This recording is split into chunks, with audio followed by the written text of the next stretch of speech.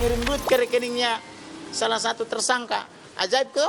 Aneh, ada transaksi setelah Brigadir J meninggal. Fakta baru tabungan dikuras ditransfer ke rekening Bribka RR. Fakta baru seputar kasus Irjen Verdi Sambo diungkap kuasa hukum keluarga Brigadir J, Kamarudin Simanjuntak. Ternyata, tersangka menguras isi rekening Brigadir J sebesar 200 juta rupiah pada 11 Juli 2022. Padahal, Brigadir J meninggal dunia pada 8 Juli 2022.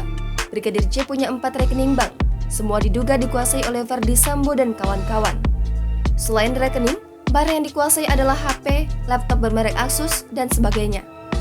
Kamarudin Simanjuntak dilansir dari Tribun Medan mengatakan, kasus ini seharusnya melibatkan PPATK untuk menyelidiki mengapa ada transaksi sedangkan orangnya sudah meninggal.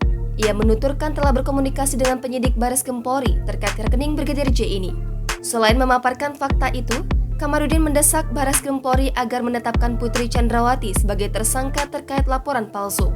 Kamarudin menyampaikan dorongan penetapan tersangka itu lantaran Putri Chandrawati tak kunjung meminta maaf karena telah membuat laporan palsu soal dugaan pelecehan yang dilakukan oleh kliennya.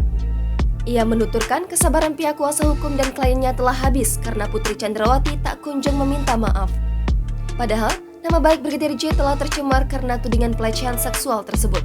Bareskrim Polri sebelumnya menghentikan laporan polisi dugaan pelecehan seksual terhadap istri Irjen Pol Verdi Sambo, Putri Chandrawati, oleh Brigadir J di rumah dinas Irjen Sambo Komplek Polri Duren 3, Jakarta Selatan.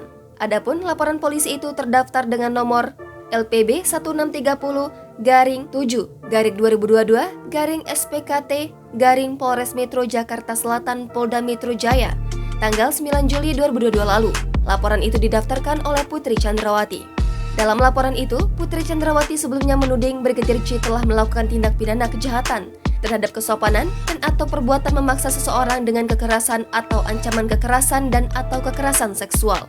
Hal itu sebagaimana dimaksud dalam pasal 289 KUHP dan atau pasal 335 KUHP dan atau pasal 4 junto pasal 6 Undang-Undang RI nomor 12 tahun 2022 tentang tindak pidana kekerasan seksual.